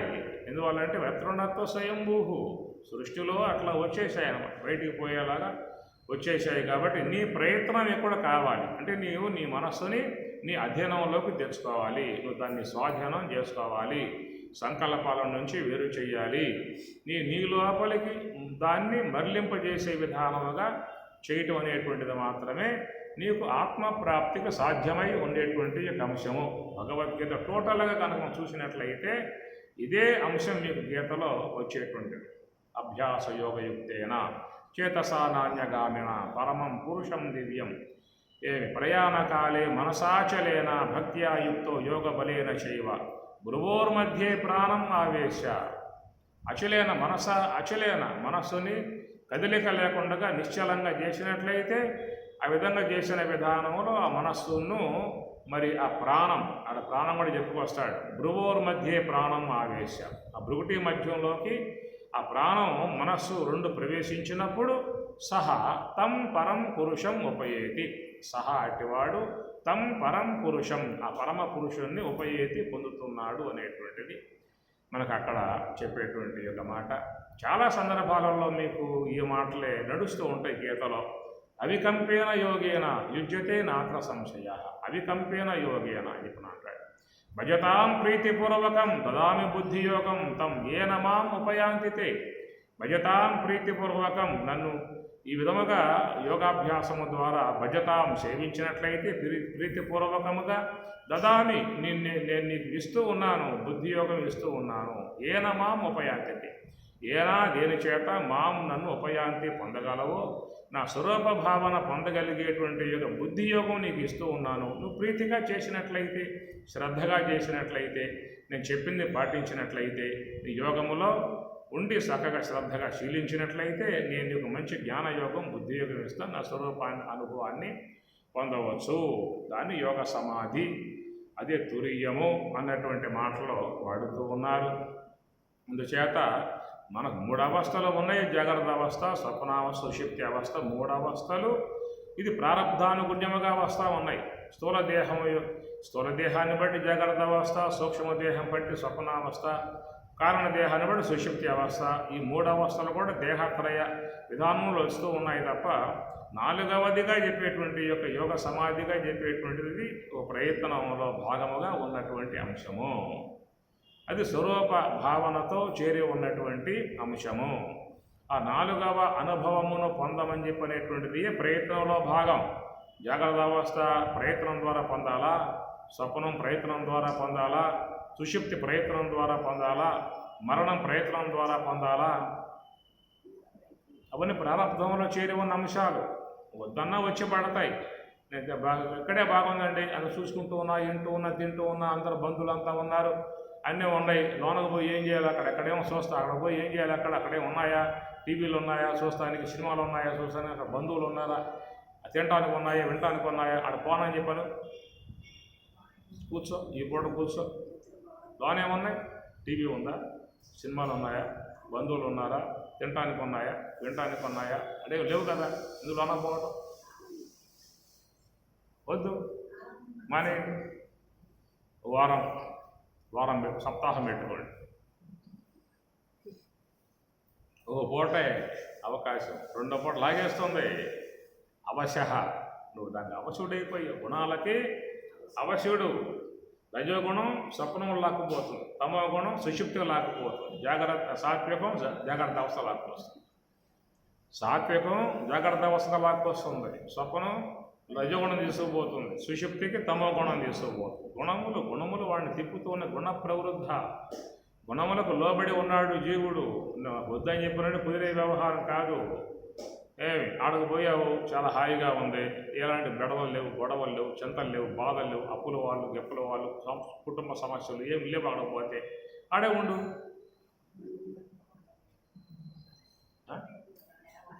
ఆడే ఉండదు. బయటకు వస్తే మొత్తం చుట్టేస్తాయి. ఉంటావా? లాక్కుచ్చి పడేస్తే బయట పోనీ ఆడే ఉంటావు. పడవా ఇలా బయటకు అని చెప్పదు. ఇవి ప్రారంభంలో భాగాలు. మరణం కూడా ప్రారంభంలో భాగమే. ఎప్పుడు మరణించాలి? శాసనం ఉన్నది.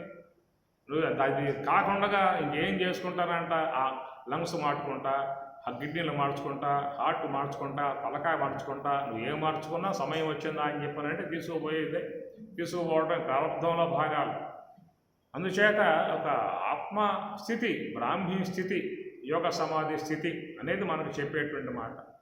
అది మనకేంటంటే ప్రయత్నం ద్వారా సాధించుకోవాల్సింది మోక్షము. అప్రయత్నంగా వచ్చి మృత్యువు కోసం ప్రయత్నం చేయాల్సిన అవసరం లేదు. 2 పూట్ల దృష్టిగా భోంచేసి పడుకుంటూ ఉంటే చాలు. టైం అయిందా, ఆ మృత్యుదేవత వచ్చిందా, అబ్బాయిలే తీసుకుని వెళ్ళిపోతుంది, అంతే. అందుచేత మోక్ష విషయంలోనే ఉత్తిష్టత, జాగ్రత్త, ప్రాప్యవర, నిబోధత అనేటువంటి యొక్క మాటలన్నీ కూడా వస్తున్నాయి. కాబట్టి ఇలాంటి విధానముగా నీవు నీ యొక్క ప్రయత్నం ద్వారా మరి ఆ యొక్క నీ లోపలికి ప్రయాణం చేయాలి, నివృత్తి మార్గంగా ప్రయాణం చేయాలి అనేటువంటిది. సీతారామాంజనేయులు కూడా చాలా విషయాలు దాంట్లో వస్తాయి. స్థూల శరీరంబు సుస్థిరంబుగనుండు, సర్వేంద్రియంబుల ప్రశాంతినందు, సన్మనఃపవనములు చంచలింపకయుండు, కామాది శత్రువర్గము నశింసు, స్ఫురత్కమానిత్వాది సుగుణములు సమకూరు, ఘనగుణాతీత లక్షణమునదవు, బొలుపారు వైరాగ్య బోధపతులు, సంపూర్ణంబులై మది బొదలుచుండు, పరమ సుఖవార్ది ఒప్పొంగి పారుచుండు, ముందట వసించి మోహించి మోక్షలక్ష్మి, సర్వమును బ్రహ్మమును చూసు శాంతిని దిగి. సీతారామాంజనేయులు చాలా మంచిగా ఆ క్రమం అంతా చెప్పుకొస్తాడు. ఆ క్రమ విధానం అంతా కూడా ధ్యానంలో ప్రయాణం చేసేటువంటి క్రమం అంతా సీతారామాంజనేయుల్లో ఆ విధంగా వస్తుంది. ఉపనిషత్తుల్లో కూడా అన్ని చోట్ల మనకు చూస్తే అన్ని యోగతత్వాన్ని బోధిస్తున్న దాదాపుగా. అంటే మనస్సుని పరమాత్మలో లీనం చేయటము, పరమాత్మకు మనస్సుని అర్పించటము, ఆయన యందు పెట్టేయటము అనేటువంటి. ముని మోక్షపరాయణ, ముని మోక్షపరాయణ. ఎవరికైనా మోక్షం పట్ల పరాయణత్వము ఆసక్తి ఉన్నట్లయితే వాళ్ళు ఈ ప్రకారం చేయాల్సిందే. స్పర్శాన్ కృత్వా బహి బాహ్య, బయట ఉన్న విషయాలు బయటే పెట్టు అన్నాడు. చక్షుశ్చైవాంతరే భ్రువోహో, నీ యొక్క దృష్టిని నుగుటి మధ్యంలోకి ప్రవేశింపజేయమన్నాడు. భ్రువో ప్రాణాపానవు సమౌ కృత్వ నాసాభ్యంతర చారిణవు. నాసా అంటే ముక్కు, అభ్యంతరాన్ని లోపల, చారిణవు చరించేటువంటి ప్రాణాపాన వాయువులను నియంత్రణ చేసుకో. యతేంద్రియ మనోబుద్ధి, మనస్సుని బుద్ధిని చక్కగా అదుపులో పెట్టుకో. ఈ విధంగా అన్నీ ఏమిటని చెప్పానంటే ముని మోక్షపరాయణ, మోక్షం పట్ల అపేక్ష ఉన్నవాడు ఈ పని చేసుకోవాల్సిందే అనేటువంటి మాట. యహ సదా ముక్త ఏవ సహ, యహ ఎవడో సహ అతడు ముక్త ఏవ. ఇది స్పష్టంగా వచ్చేటువంటి మాటలు మీకు భగవద్గీతలో టోటల్గా చూసినట్లయితే ఇదే ఆయన చెప్తున్నటువంటి యొక్క అంశం అన్నమాట. అంటే ఆ యొక్క పరమాత్మ బ్రహ్మప్రాప్తికై ఉన్నటువంటి యొక్క సాధనా సంబంధమై ఉన్నటువంటి యొక్క అంశములో ఉండటమే కర్మ. అంటే ఆ కర్మ విధానములో నీకు లోనికి పయనించినప్పుడు, అనగా స్థూలదేహము, సూక్ష్మదేహము, కారణదేహము, ఇవన్నీ త్రివిధావస్థలు, దేహత్రయ, అవస్థాత్రయ, ధనుత్రయ, నిషేధీకృతే నేతి నేతి వాక్యై సమాధిస్థితానాం అవస్థాత్రయ అతీతం అద్వైతం ఏకం పరం బ్రహ్మ నిత్యం. అవస్థాత్రయానికి అతీతం అన్నారు. ఆ అతీతమే తురియం. దాన్ని తురియం, నాలుగవ అంశాన్ని తురియము అంటారు. దాన్ని యోగ సమాధి అనేటువంటి మాట. చిత్తప్రజ్ఞస్య కావాట సమాధిస్థస్య కేశవ. కాబట్టి సమాధౌ న విధీయతే. ఈ మాట కూడా చెప్పాడు గారు. కామాత్మాన స్వర్గపర జన్మ కర్మ ఫలప్రదాం క్రియా విశేష బహుళాం భోగైశ్వర్య గతిం ప్రతి భోగైశ్వర్య ప్రసక్తానం. ఈ భోగముల యందు, స్వర్గాదుల యందు భోగాపేక్ష కలిగినటువంటి వాడు క్రియలు అతి అమితముగా చేసేటువంటి వాడికి సమాధవు నవిధీయతి, వాడు యోగ సమాధి కలిగే అవకాశం వానికి. ఇట్లా చాలా సందర్భాలలో మాటలు శుద్ధంగా పరమాత్మ చెప్పే మాటలో క్లారిటీ బాగా ఉందన్నమాట. నువ్వు చేయాల్సింది ఒకటే, సర్వ సంకల్ప సన్యాసి యోగ ఆరుడ. నువ్వు యోగములో ఆరుడు అయ్యి నా స్వరూపము దాకా నువ్వు రాగలగాలని చెప్పినట్లయితే నేను చెప్పేటువంటి యొక్క మార్గాన్ని శీలించు అనేటువంటి మాటే కర్మ. ఇక్కడ కర్మణ్య కర్మయ పశ్యేద కర్మణ్య కర్మయ. ఇప్పుడు కర్మయందు అకర్మను చూడు, అకర్మయందు కర్మను చూడు. అట్లా చూసేటువంటి వాడు సబుద్ధిమాన్, వాడే బుద్ధిమంతుడు. ఇది ఒక మెలిక అన్నమాట. ఇప్పుడు కర్మ అన్నావు బాగా ఉంది, అకర్మ అన్నావు బాగానే ఉన్నది. కాబట్టి కర్మయందు నిలిచి మెల్లమెల్లగా వాడు ప్రయాణం చేసి అకర్మణ్య స్థితికి, బ్రాహ్మీ స్థితికి వాడు వచ్చేస్తున్నాడు. ఆ బ్రహ్మానుభవాన్ని పొందుతున్నాడు. అప్పుడు కర్మయోగి రమణ భగవానుల వారు ఒకప్పుడు కర్మయోగి, పరిపక్వతలో జ్ఞానయోగి. మలయాళ స్వాముల వారు ఒకప్పుడు కర్మయోగి, పరిపక్వతలో జ్ఞానస్థితి. ఇట్లా అందరూ కూడా మహాత్ములందరూ కూడా మార్గంలో ప్రయాణం చేశారు. కాబట్టి ఈ ప్రకారముగా కర్మ అన్నావు, అకర్మ అన్నావు అయిపోయాయి. ఇక మాకు ఇబ్బంది లేనటువంటి అంశం యొక్క అంతకు అర్థమైపోయింది. నువ్వు చెప్పావు జ్ఞానం అనే అంశాన్ని, కర్మ దాన్ని ఆచరించుకోవాల్సి ఉంటుంది. పరిపక్వతలో ఆ స్వరూప భావాన్ని పొందినప్పుడు ఆ కర్మ అటు ఇంకేం లేవు కదా, కర్మలు లేవు. ఇక సుషుప్తిలో పోతే ఏమున్నాయి అక్కడ? సుషుప్తి అంటేనే అడేం లేవు. ఏకీభూత ప్రజ్ఞానఘన ఆనందమయ ఆనందభుక్కు. అక్కడేమి లేవేక, ఏమీ లేకపోతేనే సుషుప్తావస్థ అంటాం. ఏవో కొన్ని మిగిలి ఉంటే స్వప్నావస్థ అంటాం, మొత్తం ఉంటే జాగ్రత్త అవస్థ అంటాం. జ్ఞానేంద్రియాలు, కర్మేంద్రియాలు, అంతరేంద్రియాలు మొత్తం ఉన్న అవస్థని జాగ్రత్త అవస్థ అన్నాం. జ్ఞానేంద్రియాలు, కర్మేంద్రియాల వారికి మాత్రం విశ్రమించి పడుకుని అంతరేంద్రియాలు మేలుకు కూర్చున్నాయనుకో ఏమంటాం? స్వప్నము అన్నాం. అవి కూడా పడుకుంటేనే సుషుప్తి అవస్థ. కనుక ఆ సుషుప్తి యొక్క సుఖాన్ని, సుషుప్తి యొక్క ఆనందాన్ని మరి అక్కడ ఆనందం చెప్పాడు. ఏకీభూత ఒక్కడే ఉన్నాడని చెప్పిన అన్నాడు.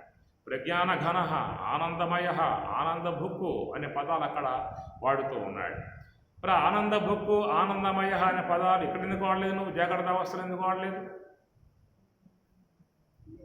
ఈశ్వరుడి దగ్గర వాడాలగా, తేజస్సుడు అక్కడైనా వాడాలగా, అక్కడ వాడలేదు ఆ పదాలు. ఆడెందుకు వాడాడు? జాగ్రత్త స్థాన,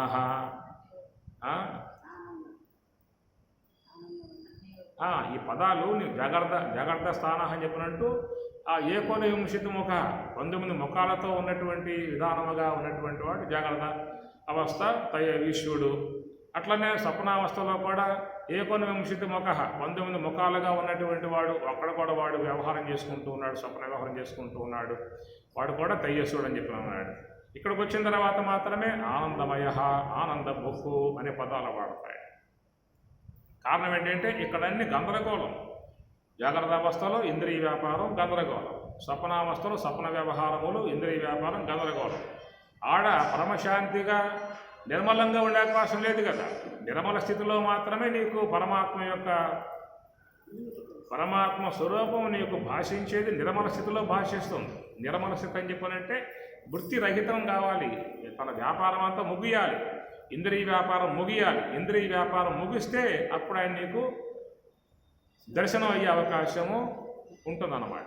కాబట్టి ఆ మాటకి అనుగుణ్యముగా అక్కడ ఏకీభూత అది ఒక్కడే ఉండవాడు. అక్కడ ఒక్కడవే ఉన్నావు కాబట్టి నువ్వు పరమాత్మ యొక్క ఆనందాన్ని నువ్వు చూసే అవకాశం నీకు ఏర్పడింది.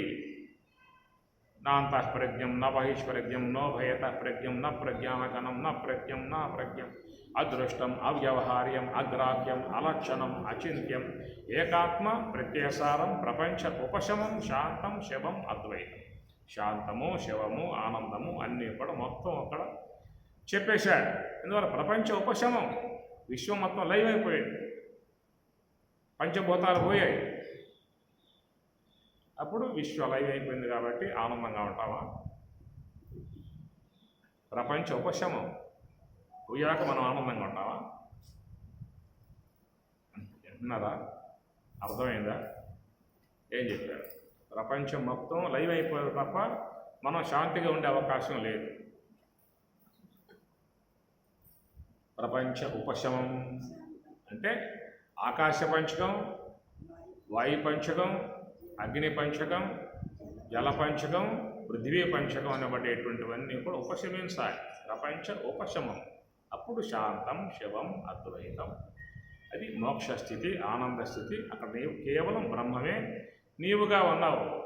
ఏమి అయ్యేవా నీవు నాయందే ఉన్నావు అని చెప్పి అంటాడు కదా.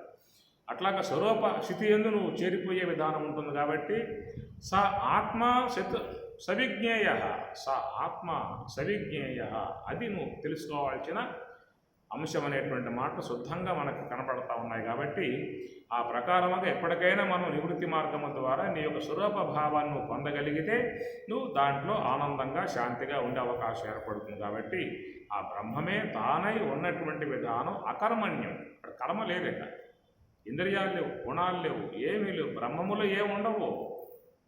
ఏమన్నా ఉంటే మాయా కార్యము, అవిద్యా కార్యములో ఇవన్నీ చేరి ఉన్నాయి. అవిద్యా కార్యం, జీవ కార్యం, మాయా కార్యం, ఈశ్వర కార్యం, వీటిలో చేరి ఉంటాయి. శుద్ధ బ్రహ్మములో ఏమీ కూడా ఉండే విధానం కాదు. కాబట్టి అలాంటి ఆ బ్రాహ్మీ అనుభవముగా ఉన్నటువంటి విధానమే అకర్మ. కర్మ అకర్మ కనుక ఈ రెండు కూడా చక్కగా ఉన్నటువంటి అంశమే బాగానం.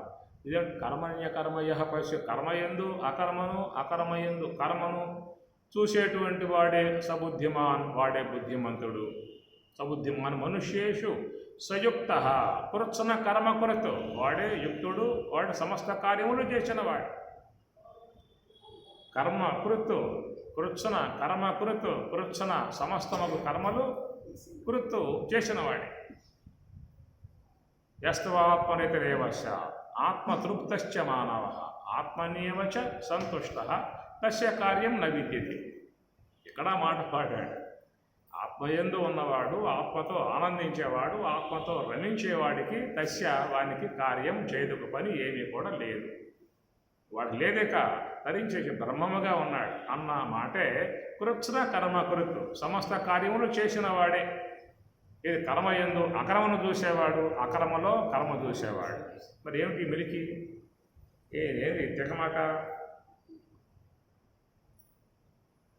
ఇరికించడం చేసుకోవాలి దాంట్లో. కనుక కర్మయందు అకర్మను చూసే విధానం. కర్మణ్య కర్మయ పశ్యేత్, కర్మణి అకర్మయ, కర్మణి అకర్మయ పశ్యేత్. కర్మణి షష్ఠీ వ్యక్తి, సప్తమి వ్యక్తి ఏకవచనవి. కర్మణి కర్మణి కర్మయోహ కర్మసు. కాబట్టి కర్మయందు అకర్మయ పశ్యేత్, ఎవడైతే పశ్యేత్ చూసునో. కానీ కర్మయందు అకర్మను చూస్తూ ఉన్నాడు. అనగా ఎప్పుడైతే అతడు నివృత్తి మార్గము ద్వారా యోగ సమాధి యందు బ్రహ్మమును అవలోకన చేసే విధానముగా పలుమార్లు బ్రహ్మావలోకన చేసే అవలోకంలో ఉన్నారు. అది చేయగా వాళ్ళకి ఏమవుతుందంటే ఒక అనుభవరూపకంగా వచ్చి ఉన్నటువంటి యొక్క అంశం. ఇంకా వాళ్ళ పని ఏముంది? ఇంకా ఆ స్థితికి పోయిన వాడికి ఇంకా పని ఏముంది? ఇంకా ఏముంటుంది? సంపాదించాలని, మేళ్ళ కట్టాలని, మిద్దెలు కట్టాలని, బ్యాంకుల్లో వేయాలని ఉంటుందా? అయిపోయింది, దాటారు వాళ్ళు. దాని ఎందుకు వాళ్ళకి భావం లేదేక. కాబట్టి ఈ ప్రకారంగా అతడు నిరంతరముగా ఆ బ్రహ్మమునే అవలోకన చేసేటువంటి యొక్క స్థాయి ఎప్పుడైతే వచ్చిందో దాన్ని చెప్పుకొచ్చారు. వాడు బ్రహ్మవేత్త అన్నారన్నమాట. ఇంకా కొంచెం బాగా దాంట్లో ఆరితేరి బాగా మునిగిపోయి ఉన్న విధానం ఉంటుంది చూసారా బ్రహ్మవిద్వారా. ఇంకా బాగా వాడికి అదే ఇంకా పని ఉంది. ఇంకా కనుమూషణ కనుదెరచన ఘన సచ్చిస్సుకమయాత్మ అడుగడుగునకు మాధవాను చింతన సుధా మాధుర్యమున మేను మరచువాడు ప్రతి నిమేషము పరబ్రహ్మంబు వీక్షించి మది చొప్పి వెలుపల మరచువాడు. వెళ్ళిపోయారు వాళ్ళేక, వెళ్ళిపోయారు. ఈ రెండో ఆలోచన లేదు. ఉపన్యాసాలు పెట్టాలి, చేయాలి, తగలాటాలి, ఇది వాళ్ళ గొరువే. ఇది చదవాలి, కంఠస్థం చేయాలి, పదచ్ఛేదం చేసుకోవాలి, జ్ఞాపకం ఏమై ఉండనా, ఏమి రాద్దామా, అది రాద్దామా, ఇవన్నీ బ్రహ్మవేత్త స్థాయి. గ్రంథాలు రాయటం, పుస్తకాలు ప్రింట్ చేయటం, అందరికీ పంచటం, ఇదంతా బ్రహ్మవేత్త స్థాయి. ఇక బ్రహ్మవిద్వరీయుడు, బ్రహ్మవిద్వరిష్ఠుడు, 3 ఉన్నాయి స్టేజీలు. ఇంకా ఇక ఆడకపోయాక ఇక ఏమన్నా అవధూత స్థాయి అని చెప్పని అంటారు. ఇక వాడు అవధూత స్థాయికి వెళ్ళిపోతాయి. కాబట్టి ఈ ప్రకారంగా ఆ స్థాయిలకి పోయే కొద్ది ఏమవుతుందని చెప్పానంటే కర్మణి అకర్మయ పశ్యే. ఇది మీకు గీతలో వచ్చిన శ్లోకం. విద్యా వినయ సంపన్నే బ్రాహ్మణే గవిహస్తిని సునిశైవ స్వపాకేశ పండిత సమదర్శన. అటివాడు బ్రాహ్మణుని యందు, గోవు యందు, శునకమునందు, ఏనుగ యందు ఏదో కొన్ని చెప్పాడు అక్కడ. అన్నిట్లో అంటే బ్రాహ్మణులను చూస్తాడా, ఏనుగులో మాత్రం చూస్తాడా, గోవులో మాత్రం చేస్తాడు. అన్ని ఉపాధులు. అందుక బ్రాహ్మణుడు అంటే సాత్విక సంబంధ జీవులు, ఏనుగ అంటే రజోగుణ సంబంధ జీవులు, శునకం అంటే తమోగుణ సంబంధ జీవులు. విశ్వంలో మొత్తం ఉన్న ఏమిటి? సాత్విక సంబంధ జీవులు, రజోగుణ సంబంధ జీవులు, తమోగుణ సంబంధాలు. విశ్వంలో అన్నీ కూడా జీవరాశి ఉన్నది. అన్నింటిలో కూడా ఉంది ఏంటి? సమదర్శన. సమ అంటే నిర్దోషం సమం బ్రహ్మ. కనుక ఈ కర్మరాశిలో ఎక్కడ పడ్డా వాడికి బ్రహ్మ భావనయే, ఉపాధి భావం లేదు. మందంతా ఉపాధి భావనలతో వ్యవహరిస్తున్నాం. నీవు, నేను, వాడు, వీడు, తక్కువ ఎక్కువ, కులం ఎక్కువ, కులం తక్కువ, గుణం ఎక్కువ, గుణం తక్కువ, ఇవన్నీ కూడా ఒక ప్రకృతి సంబంధమై ఉన్నటువంటి యొక్క భావజాలం వరకే మనం పరిమితమై వ్యవహరిస్తూ ఉన్నాం. మనం ఎందుకు భౌతికములో మునిగిపోయాం కాబట్టి మన దృష్టి అంతవరకే ఉంటుంది. కనుక వాళ్ళు ఆ స్థాయి దాటి వెళ్ళిపోయారు, సులభ భావంలోకి వెళ్ళిపోయారు, బ్రహ్మము యొక్క పరిధికి వెళ్ళిపోయారు. యుంజన్నేవం సదాత్మానం యోగి విగత కల్మష సుఖేన బ్రహ్మ సంస్పర్శ. సుఖేన అనాయాసముగా బ్రహ్మ సంస్పర్శ. చాలా గొప్ప పదం అది. బ్రహ్మ తాకటం, బ్రహ్మమును తాకటం అంటే అవుతుందా? సంస్పర్శ. బ్రహ్మము తాకటం ఏంటి? అది ఇంద్రియ అగోచరం కదా, అది పదార్థం కాదు కదా. బ్రహ్మ సంస్పర్శ అత్యంతం సుఖం అశ్నుతే. ఎట్లా అయితే ఒక వ్యక్తి ఒక మనసు బాగా దట్టంగా కమ్మినప్పుడు మన ముందే పోతూ ఉంటాడు, పోగా పోగా పోగా పోగా ఏమవుతుంది, మనసులోకి వెళ్ళిపోతారా, చుట్టూ మనసే. అట్లా వీడు కూడా లోనకు పోయినప్పుడు బ్రహ్మంలోకి వెళ్ళిపోతాడు వాడు. అట్లా వెళ్ళిపోతాడు. ఆకాశ శరీరం తైత్రీయంలో వస్తాయి. ఆకాశ శరీరం బ్రహ్మ సత్యాత్మ ప్రాణారామం మన ఆనందం శాంతి సమృద్ధం. అది ఆ యొక్క ఆకాశ శరీరం ఎంత పోయిందక ఇక విశాలమైనటువంటి ఒక విధానం కలిగి ఇక వాడు అక్కడి నుంచి ఇక బ్రహ్మము యొక్క ఆ సంస్పర్శ, ఆ ఆనందం, ఆ సుఖం అనేటువంటి యొక్క వాటిల్లోకి వాడు కలిసిపోయాడు. అలాంటి ఆ స్థితిని పలుమార్లు పొందినటువంటి వాడై బయట చూసినప్పుడు ఈ పదార్థముల యందు కూడా వాడి కర్మరాశిలో కూడా ఆ భావన, ఆ బ్రహ్మము యొక్క సంబంధ ఆ భావన అన్నమాట. అది సమదర్శన. విద్యావనే సంపన్నే బ్రాహ్మణే గవి ఎన్ని మన ఉపాధులు అనేటువంటివే తప్ప వాడికి ఉపాధులు కనపడటం లేదు. ఆ ఉపాధులలో ఉన్నటువంటి యొక్క చేతన భావాన్ని మాత్రమే దర్శించేటువంటి విధానము. అది ఎట్లా ఉంటుందండి?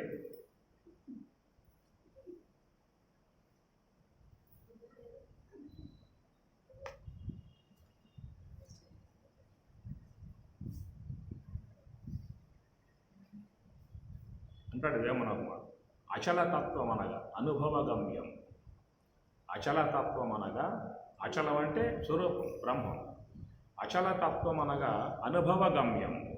చూపి చెప్పరాదు సూక్ష్మమది, మదికి తోచుగాని మర్మమెన్నగల. మదికి తోచుగాని మర్మమెన్నగల. ఒక మధుర పదార్థాన్ని తిన్నావు, ఎంతో సంతోషపడ్డావు, ఆనందపడ్డావు. ఎట్లా ఉంటుంది అది? ఏం చెబుతావు నాకు నువ్వు? దానికి భాష లేదు. ఒకవేళ అన్నావు అనుకో, అత్యద్భుతం అంటే అది మాటలకు అందేది కదా అంటావు తప్ప ఏ రూపకంగా నువ్వు చెప్పినా కానీ నాకు అది అనుభవానికి రాదు. నేను కూడా దాన్ని ఆస్వాదించగలిగితే అప్పుడు నాకు తెలియబడే విషయమే తప్ప చూపి చెప్పరాదు సూక్ష్మమదియే మదికి తోసుగాని మర్మమెన్నగల. అనుభవగమ్యము అంటాడు వేమన. అట్లాగా మహాత్ములు కూడా యతో వాచో నివర్తంతే అప్రాప్య మనసా సహా ఇవన్నీ అక్కడ పనిచేయవయ్యా అని చెప్పేసేసారు. అదొక అనుభవం, అదొక స్థితి అనేటువంటిది ఉన్నది. అనుభవించినటువంటి వాడికి మాత్రమే గోచరించే విధానం. కాబట్టి అలాంటి ఆ స్థితికి వెళ్ళిపోయిన తర్వాత, స్వరూపంలోకి వెళ్ళిపోయిన తర్వాత, ఆ బ్రహ్మము యొక్క ఆనందంలో మునకలు వేసిన తర్వాత, ఆస్వాదించిన తర్వాత వాడు అదే భావన వ్యవహారంలో కూడా వచ్చేస్తుందనేటువంటి ఒక మాట. కర్మణి అకర్మయ పశ్యేత్. అకర్మ అంటే బ్రహ్మము. ఆ బ్రహ్మము యొక్క అనుభూతి కర్మని విశ్వ జగత్తులో కూడా ఆయనకి అదే భావన అన్నమాట. ఎందుకని చెప్పనంటే స్వరూప అనుభవాన్ని పొందినటువంటి యొక్క మహాత్ములు కూడా బయటికి రావాల్సినటువంటి యొక్క ఆవశ్యకత ఉన్నది. ఎందుకంటే సంచితాది కర్మలు పోయినా కానీ ప్రారంధం శేషించి ఉన్నది. కాబట్టి ప్రారంధం ఉన్నంత వరకు వాళ్ళు బయటికి రావాల్సినటువంటి యొక్క ఆవశ్యకత ఉన్నది కనుక వాళ్ళు బయటికి వచ్చినా కానీ ఆ యొక్క దాని యొక్క సంబంధ అనుభూతి వ్యవహారంలో కూడా వాళ్ళకి అట్లాగే కనపడుతున్నటువంటి విధానం అన్నమాట. కాబట్టి ప్రకారం కర్మణి అకర్మయ పశ్యే. ఇప్పుడు విద్యావనే సంపన్నే బ్రాహ్మణే గవిహస్యని సునిశేష ప్రకేశ పండితా సమవర్తిన అనొచ్చా? సమవర్తిన అనొచ్చా? సమదర్శన అంతవరకు ఆగాల. సమవర్తిన అని అనకూడదా?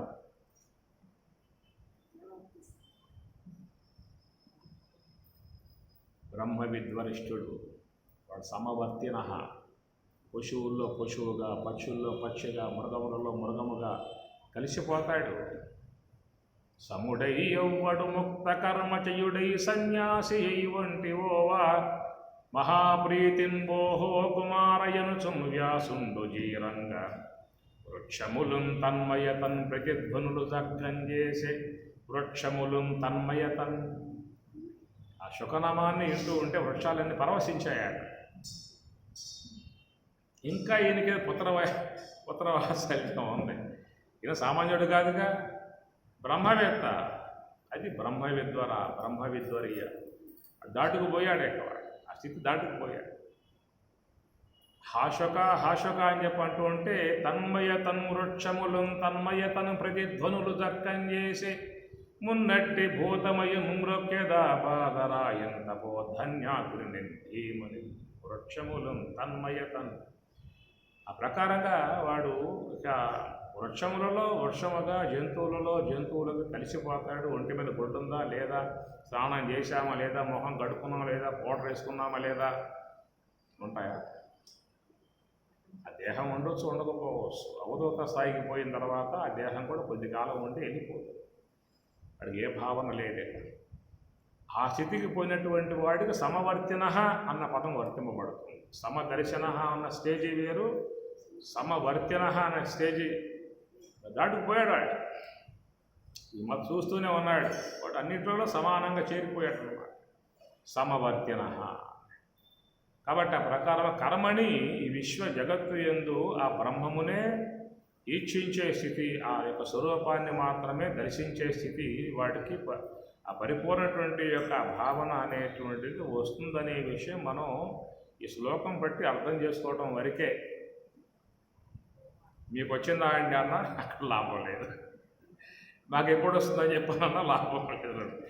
ఎత్తుక్కోవాల్సిన అంశాలే. ఆయన గారు చెప్తూ ఉన్నాడు. ఆయన ఒక అనుభూతి పురుడు కాబట్టి, ఈశ్వరాంశతో ఉన్నటువంటి వాడు కాబట్టి కర్మణి అకర్మయ పశ్చేత్ అకర్మణి చ కర్మయ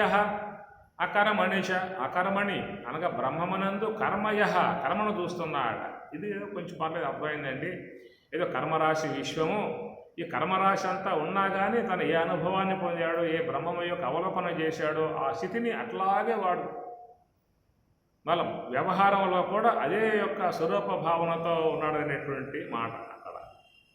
మీరు కూడా బాగా అలసిపోతారు, కొన్ని కార్యాలు వస్తాయి. ఇంటి కార్యాలు, పండగలు వచ్చినా, పెళ్ళిళ్ళు వచ్చినా, సామాన్య పెళ్ళి వస్తే అమ్మాయిని పుట్టి పంపాలని చెప్పానంటే అలసిపోతారు అమ్మగారు. ఏమి రేయం బవళ్ళు శ్రమించాల్సింది అనేకటువంటి వాళ్ళ గురించి మాట్లాడుకోవాలి, పిలవాలి, అనేక పనులు ఉంటాయి. ఎప్పుడైతే వాడు తాళి కట్టాడు, అమ్మాయి చేయబెట్టుకున్నాడు, కారు ఎక్కించుకున్నాడు, వెళ్ళిపోయాడు, బతుకు జీవుడా. ఆ పూట నువ్వు పడుకుంటే అడగపోతావు, వన్ వే, నాన్ స్టాప్. సుషుప్తిలోపై పడతావు అంతే, ఎక్కడ ఆగవు. ఆ సుషుప్తిలో బాగా నువ్వు దాన్ని ఆస్వాదించి బయటికి రా, ఎట్లా ఉంటావు అప్పుడు? ఏ పని చేయలేవు, ఎవరితో మాట్లాడలేవు. అదొక ఉంటుందా? కాసేపు అట్లాగే ఆ స్థితి అట్లాగే ఉంటుంది. ఏదో కొద్దిసేపు గడిచిన తర్వాత ఇక అప్పుడు మెల్లగా కార్యాలయంలోకి వస్తాయి. ఉంటుంది ఆ స్థితి అనేటువంటిది, నిశ్చల స్థితి, నిర్మల స్థితి, ఆనంద స్థితి అనేటువంటిది. ఆ ప్రకారంగా మరి కర్మయందు అకర్మనే దర్శిస్తూ ఉన్నాడు అనేటువంటి ఒక భావన.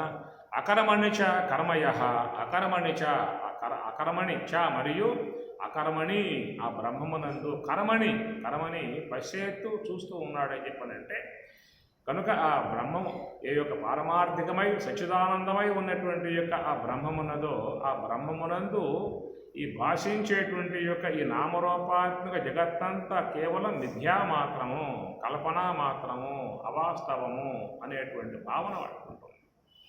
స్వప్న జాగరములు సమములు గుణశూన్యుడగు పరమునికి గుణాశ్రయమున భవ వినాశంబులు పాటిల్నట్లుండు పట్టి చూచిన లేవు బాలుల. స్వప్న జాగరములు సమములు, స్వప్నం ఎంతో జాగ్రత్త కూడా అంతే. మనకెట్లా ఉందని చెప్పినంటే, స్వప్నం కాంచాం, స్వప్నంలో ఉన్నప్పుడు ఏడుస్తాం. అడిగిన జరిగితే ఏడుస్తారు, స్వప్నంలో ఏడుస్తారు, రోదన చేస్తారు, బాధపడతారు, అనేటువంటి దుఃఖాలకు గురవుతారు స్వప్నంలో ఉన్నప్పుడు. బయటకు వచ్చాక అరే అనవసరంగా ఏడ్చాను, అంటారు, వాస్తవమా, భ్రాంతిలో పడ్డాను, ఏడ్చాను అనే విధానాలుగా స్వప్నం యొక్క విధానంలో అది మిథ్య, అది కల్పన, అవాస్తవం అన్న జ్ఞానం కలిగిందా లేదా? మనకి కలిగిందా లేదా? మరి ఆ స్వప్నం మిథ్య, కల్పన మాత్రం, భ్రాంతి అనేటువంటి భావం కలిగినప్పుడు మరి జాగ్రత్త అవస్థ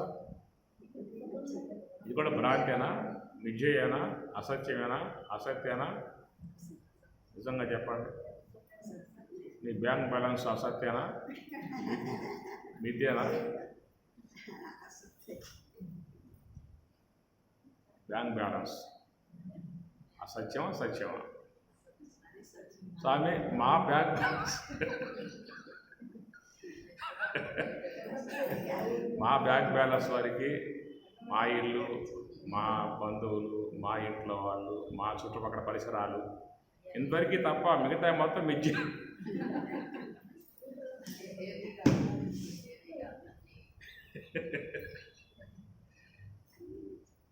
మా ఇదిగో ఇంతవరకు కాక మొత్తం మిథ్యే.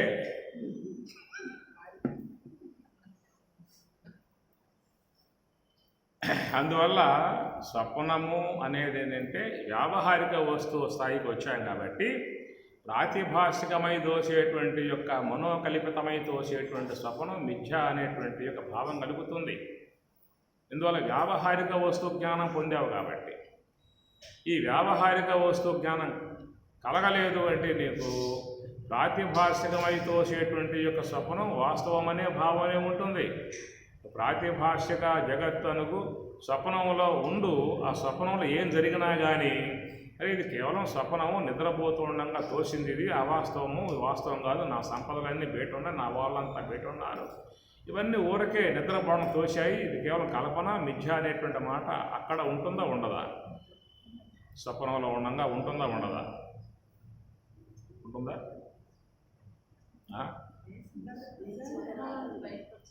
అమ్మా బయటకు వచ్చాక కాదు, అక్కడే ఉండగా. స్వప్నంలో ఉన్నప్పుడు చెప్పే మాట నేను ఇక్కడ వచ్చాక కాదు. స్వప్నంలో ఉన్నప్పుడు ఇది ఉత్త కళ, ఇది నిద్రపోతుంటే తోసింది, ఇది అసత్యము, అశాశ్వతము, అవాస్తవము, ఇది వాస్తవం కాదు, ఇది కళ, అజ్ఞాన సంబంధమైనటువంటి యొక్క భ్రాంతి అనుకుంటావు లేదు స్వప్నంలో ఉన్నప్పుడు.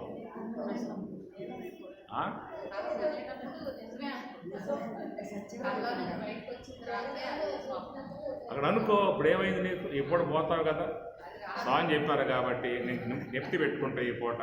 ఆడకు పోయాక నేను అక్కడ అనుకుంటాను ఇది స్వప్నము, ఇది కళ, అశాశ్వతము, అసత్యము, అవాస్తవము, కల్పన మాత్రం, నిద్రపోవడం తోచింది ఇది అనేదిగా ఆడకు పోయాక అనుకుని చూడు ఒకసారి. నీ చేతిలో లేదా?